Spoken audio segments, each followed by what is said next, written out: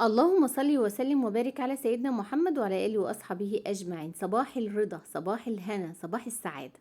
تعالى نعمل الجلاش بطريقة جديدة وطريقة ناجحة جدا جدا جدا والكل هيشكرك عليها. هي مشابهة للمكشكشة بس ما هيش المكشكشة، احنا هنشوف الطريقة جديدة وطريقة جميلة جدا. تعالي بقى نشوف، نسمي الله ونستغفر الله ونذكر الله كتير جدا ونشوف الطريق. انا عندي هنا لفة من الجلاش السايب مش من اللي هو بتاع الشركات. جبت صينية متوسطة الحجم، بعد كده سيحت سمنة وحطيت حوالي 5 6 معالق من تحت كده الصينية. هاخد بقى اللي هو متقطع معايا احطه تحت في الصينية وهدهن كل ورقة والتانية بالطريقة اللي احنا شايفينها مع بعض دي. بعد كده احط كمان رقة، حوالي 3 4 رقات تحت كده. تمام تمام. بعد كده هاخد بقى برضو المادة الدهنية اللي هي السمنة، بس ما حطيتش زيت، حطيت سمنة. عايزة تحطي نص كده ونص كده مفيش اي مشاكل. اللي مش حابب يحط سمنة ويحط زيت بس برضو براحتك، بس انا عاملاها بسمنة بس. بعد كده شايفين، فاكرين انتوا المروحة بتاعت زمان اللي كنا بنعملها في المدارس زمان كده وولادنا الصغيرين بيعملوها، اللي هي بتبقى زي المكشكشة كده، بتكشكشي كده الورقة وتقعدي تنشي بيها كده، هي نفس الحكاية. هتقعدي بقى تكشكشي فيها بالطريقة دي. طبعا المكشكشة كانت ترند رمضان اللي فات، وكانت غالية ومقفورة جدا في السعر بتاعها. ده شوية حليب على مية على شوية جلاش، الموضوع مش صعب للدرجة دي، وشوية شربات. احنا هنعملها بنفس مش نفس الطريقة، لا احنا هنعملها نفس الشكل بس مش نفس الطريقة. زي ما انت شايفة معايا، انا لا عملت كريمة في الوسط ولا عملت اي حاجة، انا بسهل عليكم بطريقة جديدة وطريقة جميلة وكل بجد هيشكرك عليه. انا هقطع كده النص بالطريقة دي علشان الصينية معايا صغيرة. لو انت عايزة الصينية تبقى معاكي كبيرة بتحطي برضو على قد الصينية بتاعتك.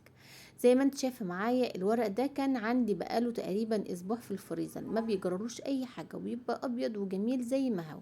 انا كنت شارياه صابح وحلو قوي. عايزه تشتري على طول واعملي، مفيش اي مشاكل. عايزه تحطيه في الفريزر لو مش فاضيه او جايه من مشوار او عندك حاجه حلويات يعني وكده برضو عادي. كان عندي في الفريزر وقمت جايه مطلعاه، وزي ما انت شايفه معايا ما شاء الله كانه لسه جاي. هنبدأ بقى ان احنا نكشكش بالطريقة اللي انت شايفاها معايا كده، ونحط جنب بعضه ونزنق جنب بعضه علشان ما يبقاش فيه فراغات، والرصة تبقى سليمة معايا زي ما شفتيها في اول الفيديو. بعد ما بنخلص كل الطريقة ديت وهنخلصها كلها زي ما انت شايفه معايا هنا كده، وهرجع لك اهو خلصت كل الكشكشه اللي انت شايفاها معايا كده. وبعد كده انا هنا حطيت عليها السمنة الكفاية اللي هي محتاجاها. الجلاش بيحب السمنة زي الكنافة بالظبط. حط السمنة اللي كفايتها، ولو فاض عليكي كده ممكن تصفيه. انما هو انا حطيت الحاجة المعتدلة، وبدأت ان انا احط بقى وفر واعمل بالطريقة ديت، وخلصت كل السمنة اللي عندي عليها بالطريقة دي. خدت قد ايه؟ على نص كيلو من الجلاش حوالي كوباية كبيرة من السمنة. عندي هنا كوبايتين من الحليب. اللهم صل وسلم وبارك على سيدنا محمد. حطيتهم بالطريقة دي، وهجيب المضرب وهحط عليهم كوباية الا ربع من السكر. انا حشت ربع كوباية من السكر، كانت كوباية مليان. بعد كده جبت الفانيليا بالطريقة اللي انت شايفاها معايا كده، هحط بقى هنا معلقة من النشا. انا على فكرة حطيت شوية فانيليا، واتنين من الكاستر الاصفر اللي كلنا عارفينه. احط شوية فانيليا معانا اهوت، فانيليا سايلة. وطبعا ما تكتريش اي فانيليا سايلة عشان ما تمررش، حاجة بسيطة كده مجرد ان هي تدي ريحة. بعد كده هحاول ان انا اخلطها كويس، اللي هو الكاستر مع معلقه واحده من النشا. عايز تحط كاستر كله مفيش اي مشاكل. انا حطيت معلقه من النشا واتنين من الكاستر. بعد كده هبدا بقى ان انا الفهم كويس جدا. هبدا بقى طلعت بقى الجلاش معاه، طبعا اللون مظلوم مع الاضاءه. طلعت الجلاش معايا احمر من فوق ومن تحت بالطريقه دي، ونشف تماما تماما، تحسي كده ان هيتكسر الورقه، هتتكسر كده. دوبت كل اللي انت شايفاه معايا هنا كده. طبعا اخدت كوبايه الا ربع من السكر زي ما قلت لكم. دوبت كله بقى بالطريقه ديت، وهبدا بقى ان انا هسقي الجلاش بتاعي بالطريقه دي. عايزه اقولك ان الطريقه ديت تحفه وجميله جدا، ولازم تجربيها لان هي سهله جدا جدا جدا. شايفه ما شاء الله، يعني انت تسقيه كده لحد ما يبدا ان هو يشربه كله، وتحطيه في الفرن.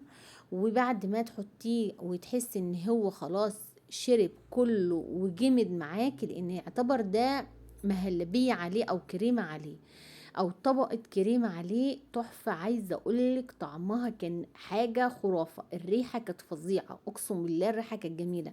بعد ما قطعتها بالطريقة ديت مكعبات، هبدأ ان انا عندي شربات جاهز دايما محضرة الشربات في التلاجة. هحط حوالي ازيد من نص كوباية، هو ده معايا برطمان، احط ازيد من نص كوباية من الشربات، وهبدأ بقى انني هسقيه بيه بالطريقة دي.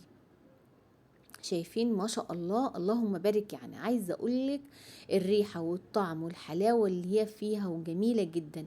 طبعا عايزه اقولك ان هي طريه من جوه وناشفه من بره، يعني حاجه تشرف بجد. رقات رقات، يعني ما شاء الله ما شاء الله ما شاء الله بجد.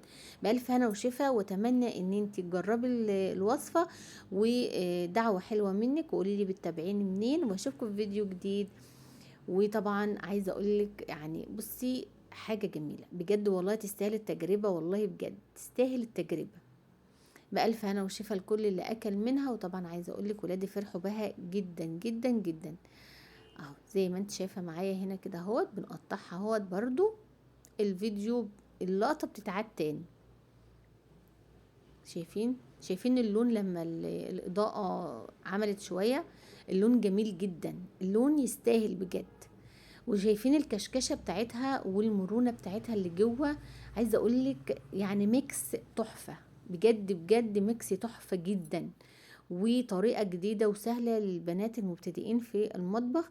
اتمنى تجربيها، وما تنسنيش في اللايك والشير والسبسكرايب، واشوفكم في فيديو جديد. تحياتي للجميع، دمتم في رعايه الله وحفظه وامنه. سلام.